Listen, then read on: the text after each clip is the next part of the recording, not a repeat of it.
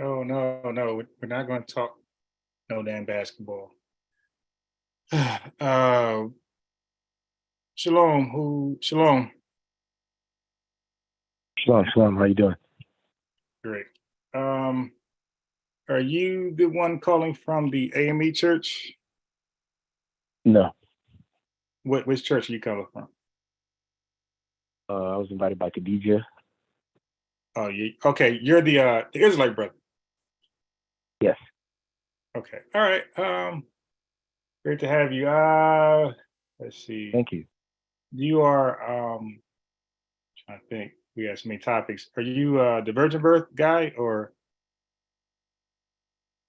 I don't teach that. No, it's not me. No, I was asking, like, was that something that you were talking about? Well, Khadijah just said she wanted me to come listen in to you guys' spiritual calls, and that's what I did. Are you Messianic? Of course. That's interesting. So how come you don't teach the birth of Christ?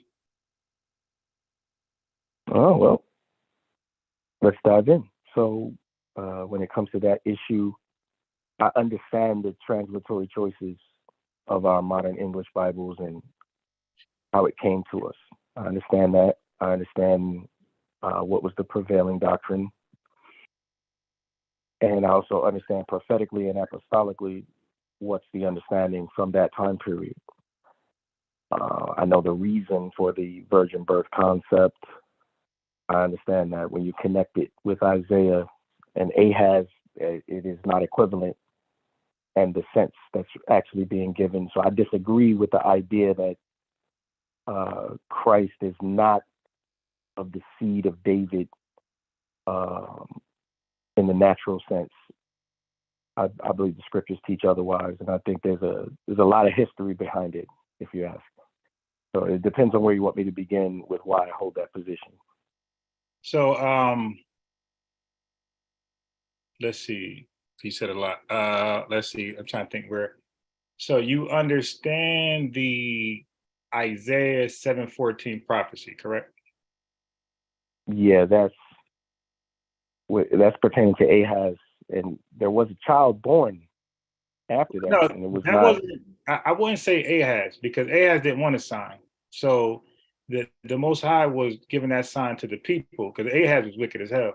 So I understand that, but if you could let me finish, there was a child born, and it was not miraculous. So yeah, I don't see that way. Like when we look at the Gospels, when they make parallels to the prophets, it's in a spiritual sense. It's not in a literal sense all the time. So it depends, and it also depends on which Bible you're reading. Like if you read an ASV, it's going to read differently than if you read a King James. It depends. You know what I'm saying, brother? Yes, to some degree, because I sometimes like to doodle, and I like to see what other Bibles are saying, and at least for the, books and chapters that I read, the other Bibles mirror exactly, what I try to get out of it. So for example, let's say there's a genealogy in Luke chapter 3. You familiar with that? Yes. All right, let me just pull it up. So Luke. So I'll read from the KJV. Which translation do you prefer? I believe in the received text, textus receptus. So I would be following the King James. Yeah, yes, that's definitely. I believe that's appropriate. Okay, so here it says, so basically Luke chapter 1 deals with John the Baptist and Jesus the Messiah. Then Luke 2 deals with Jesus, and then Luke 3 goes back and deals with John the Baptist first and the Messiah. Like it's kind of like Luke 1. It starts off with John the Mm-hmm. Baptist and it ends with the Messiah. So Mm-hmm. verse 23, it starts to list a genealogy starting from the Messiah. It says, and Jesus Mm-hmm. began to be about 30 years of age, being as was supposed the son of Joseph, which was the son. And then it goes, then the genealogies continue all the way down, or you could say down, up, yeah, up to Adam. So Mm-hmm. this genealogy, I would say, is Mary's. Who would you say this is? Does the Bible say that that genealogy is Mary's? Now, it's not going to say Mary, but that's why I asked you, who do you think it is? It says it's Joseph's genealogy. That's what it says. Yeah, but we know it can't be Joseph because Matthew's contradicts this genealogy. That's disrespectful to the Old Testament, because when you read Matthew's genealogy, Zerubbabel's son Abiud does not appear in the Old Testament. You will not find Abiud. You can't even find someone whose name means the same thing but is written a different way. Yet we accept Matthew's genealogy. What you're reading there is an account. So Luke's account, the word that the translators chose to render as was supposed, and omizio, it means as is my custom, because Luke was taught this by Paul. His genealogy reads differently. Instead of Abiud, you see Risai as the son of Zerubbabel. This is also someone you cannot find in the Old Testament registry. So both genealogies disagree with the Old Testament. So to make Matthew the standard is unfair. You understand what I'm saying? Yeah. So you know what? Let's go to Matthew's because I'm interested in a few things. Okay. Like, so Matthew's 1 says the book of the generation of Jesus Christ. It lists. So this is his genealogy, right? So this, like I believe Luke's is, but let's just deal with this one because it says it. It says the book of the genealogy of Jesus Christ, but then it lists him as the son of David and the son of Abraham, and we know that he's not their son. So, like, we're talking about father and son relationship. That's not his role. You know, he's a descendant of them. He's not a direct son of Abraham and David. This, you know, so when it says the son of Abraham, the son of David, it just letting you know that this is a son in a lineage sense. Of course. That's the Hebraic thought. If I'm Right. the son of my greatest grandfather, I'm still son of him.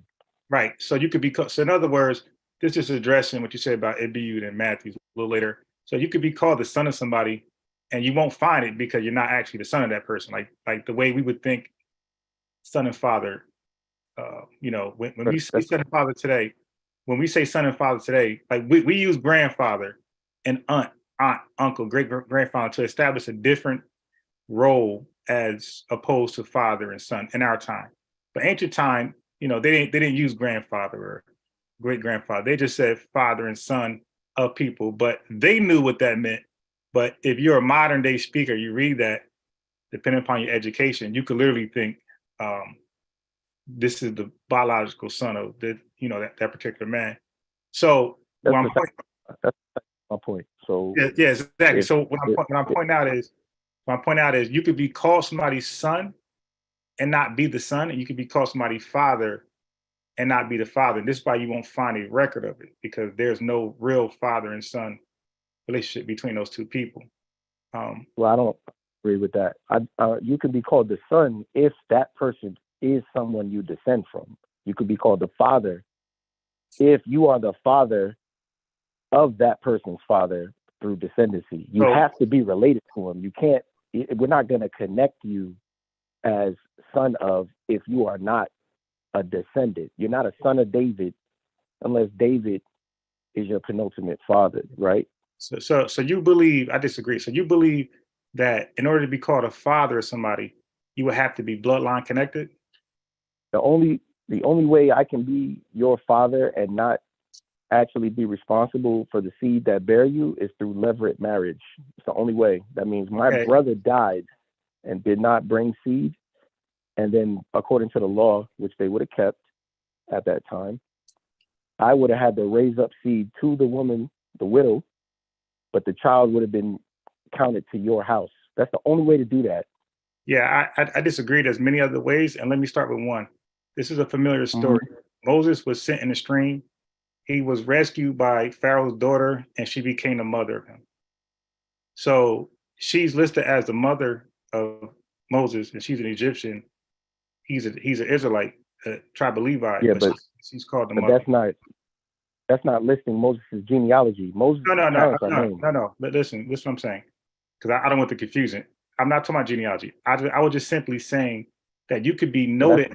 Listen, just listen to what I'm saying, so you can understand what I'm saying. So you could go further. What I'm saying is, forget about genealogy. I'm saying you could be called in a story a father of somebody, a mother of somebody, and not necessarily be a bloodline mother or father descendant, or Right. Okay. So yeah. Right. But that's not, one second. That's not applicable to Matthew 1 because Matthew 1 is the book of the genealogy or generation of Jesus. So that's actually applicable, and I'm going to show you. So when you go to verse 2, right? So verse 2 is going to narrow out the grandfather, the grandfather, great grandfather type of relationships with the word begot. Hold on. So the word begot eliminates those issues, right? So we got Abraham begot Isaac. So the word begot establishes like a direct fatherhood. What's the Greek word for begot right there? Yeah, you can show me that. I mean, I know what it is, but I want to make sure you know what it is. But before we do, let me just finish real fast. So, as a matter of fact, I'll just read 2 verses, then we can go to that. So it says, Abraham begot Isaac, and Isaac begot Jacob, and Jacob begot Judah and his brethren. So we know that these are the fathers, right? And these are the direct sons. That means that these sons was a byproduct of these men, women, right? Wives, Sarah, Rebecca, Rachel. Okay. So when you go to verse 16, things start to change. So it says, and Jacob begot Joseph, the husband of Mary. So we got Jacob begot, the word begot establishes some type of fatherhood between those 2 men. And then we got husband, which will show you a marital status. So Joseph is Mary's husband. And then it shows you another relationship between a parents and child. It says that Mary, of whom was born Jesus, who is called God. Who is called Christ. Okay. Okay, so your point is it says who was born instead of begot, correct? Yes. What is the Greek word for begot? It depends in what sense. In what we're reading. Oh, here is eganethen. What is the word for born? Eganethe. Same word. So wait. No, it's not. Same word. Well, you said the same word twice. No, I said eganethen and I said eganethe. And what is the meaning of those words? Eganethen. No matter what tense they're in, the meaning. Okay, so let me explain. Eganethen literally means begot, and you will only find eganethen in a begot form, meaning man to boy. Eganethe is the opposite. You will only read that in the entire New Testament as women bearing children. You won't ever read eganethe in replace of begot. So every woman that bore a child in the New Testament, it was a miraculous birth. Are you saying that? No. Of course, we're talking about. Of course not. Yeah. So I don't know where you got that from, but no, I can explain if you let me. I can explain if you let me answer. But if you want to teach, like no. You asked me a question, I answered that, and I was done. I was actually going to say I was done. All right, cool. So it doesn't matter the tense. If you're trying to assert, and this is what we do sometimes with language, we try to assert, since I see it used this way, it must mean this. No, there's just a way you can use it. That's why I started with, I understand the translation choices made by the translators. I understand their choices. They was all Catholics. So what I'm saying to you is, doesn't matter the tense, the meaning of that word has a meaning. If you try to say, well, when he says born of Mary, that signifies something special or different, but you used an example. You said all throughout the New Testament, when you see women giving birth, that tense is used. Well, then you're trying to straw man into it that must mean it's special. Well, that must mean in all places it's special. But you already disagreed. That's not the case. So what I'm asking you I did not to disagree. do. But you can finish. Yeah, when So you so insert what I think. all women. Wait. All Okay. women. I mean, like I said, I don't want to debate. I just came to listen. But No, if no, we're gonna debate, I got you. you I'm have to. just, brother. If we're gonna debate, you have to No, allow me no, to no, finish what, brother. We're not debating. or I could just listen. You just said I said something. I said I didn't say that. I'm allowed to do. If I say, brother, you said something, you're I'll allowed wait. to stop me and say I didn't say it. That's No, all. I wouldn't do that. I'll wait till you finish. But I understand. So now, this is what I heard. The only time you see this tense is when it's talking about a woman I giving never birth. said that. But now, sir, I'm here with you. Watch this. What did you say? I never said the word tense. You said the word tense. Okay. So now, what I know is this: the word ganawo is a tense. That's first person. That's not in nowhere in the New Testament, because Matthew's not speaking from the first person. He's speaking from a third person. He's telling a story. So now that would be tense. So it's not ganawo, it's eganesen. Eganesen is third person. So what I said was eganete is an entirely different word, has nothing to do with tense. And when you see that word in play, it always means born or birth. All right. So I'm gonna disagree with you. All right. You The can't Strong's prove that. word. I'm gonna. Well, see, if you want to do it like that, that's your choice to believe that. But if you asking me something, I'm gonna go about doing it. So the Strong's word that is represented in both places is 1080. What about the Strong's is special to understand? The Strong's is going to give you the root word. When you use an application, for instance, like Bible Hub, it'll give you the word in its place. That means, like, say you have I stole or you stole. Both refers to stealing, but then there's a person involved, making it whether it's second, first, or third person. Bible Hub will give you that. But the root word does not change. So we don't change the meaning of theft because you stole versus I stole. It's still theft. This is what's going on with begat. The word for begat and its root is 1080. The word for born of is 1080. It's the same root. What you are changing is how it's applied. But there has to be a reason you're doing that. I have this conversation all the time, so maybe I'm jumping ahead. That's not what I'm doing. And you could just ask me what I'm doing. That's not how conversations work. Okay, cool. So do you speak Greek? How's that not how a conversation works? Right. Okay, so look, let me ask you. Do you read or speak Greek? Well, how's that not how a conversation works? Right, because I'm going to allow me to say a few things. Like I give you that same respect. So I'm asking you, do you read Greek? I can parse Greek well. I'm decent. Okay, so then you would know that the word ganao is not there. Okay, and you will also know. Okay, hey, it's my turn to talk. You wanted all the respect. Now when I go, you're cutting in. Okay, so I don't think you do. I don't think you read Greek in any sense. Because the word eganete, if you go to translate right now, go to Google Translate, my brother, and go to the second word, which is called with an E, right? The E with the E. So there's an ekanesen in the Greek. So you go to your Bible tools, like you said, that you referred to, go click on it, right? And you'll see the Greek. Click on tools, you'll see the Greek up top, below the text of receptors. You'll see ekanesen that ends with a V, and you'll see eganete that ends, it looks like an H. So I want you to do it, or end with an N.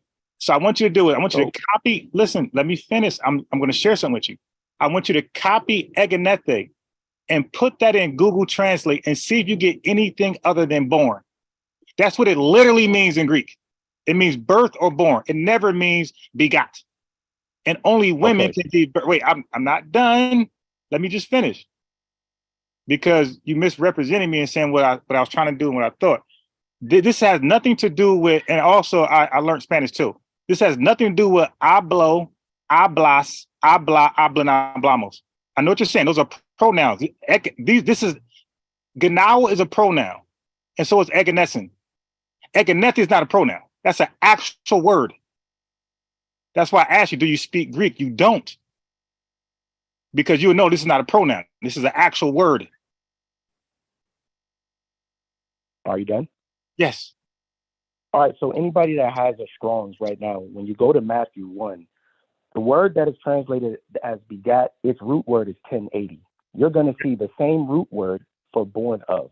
Yep. What he's talking about is, hold on 1 second. What he's talking about is apples and oranges, and there's no reason to degrade my scholar having no idea of what I know, because I'm going to do that to you in a second. I'm going to find out what you know in a second, because you're going to have to stand on, wait, because it became not so much about having a conversation as when I'm talking, don't say anything. That's the way you made it. So just hold on 1 second.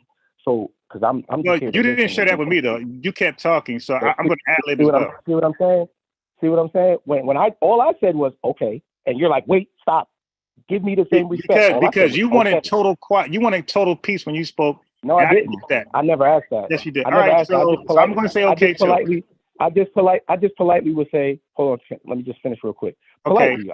I never accused you of being rude. All right, go ahead. So just finish. You're still talking. I never accused you. Okay, so just you did. You started to say, because you started to quote what I was saying. I never said anything about tennis. Khadijah, thank you for inviting me. Yeah, goodbye. No problem. Learn Greek before you learn Greek before you hop on here again. If you embarrass yourself, goodbye. If you embarrass yourself, if you're gonna be rude, goodbye. We don't need you. We don't need you. Okay, because he's the leader of Sons of Thunder, right? He's the leader of a camp, Sons of Thunder. We're not going to do that. We're not going to get educated and then act like it's apples and oranges. You're a fool. You thought eganete was a pronoun. All right. We're not going to do that. I told you guys, I'm not doing an hour discussions anymore. You dig? We're not doing that. We try to make this short as possible, get to the point. You were wrong. And I could tell by when he first hopped on, as you can replay this if you got to court this late, he's cutting off, he's aggressive, he's aggressive, he's assertive. So I already knew, okay, this ain't gonna go well. There's no way that we're gonna talk because he's too aggressive, like he's too defensive for no reason. Okay, and then he's wrong with the word begot. I couldn't even like really ask him. That's why I just decided to teach. Because sometimes you have to go with your experience. You have to go with what they give you, right? Don't be like LeBron. Don't be like LeBron. They giving LeBron a jump shot, he's gonna force to drive. Or they're giving him the 3-ball because he's 0 for 6, he'll still take one. Okay, sometimes you got to know when to go what they give you, to go with what they give you, and sometimes you got to not go with what they give you because they're giving him the 3-ball. They know he's bad at it. Don't take that. Don't settle for that.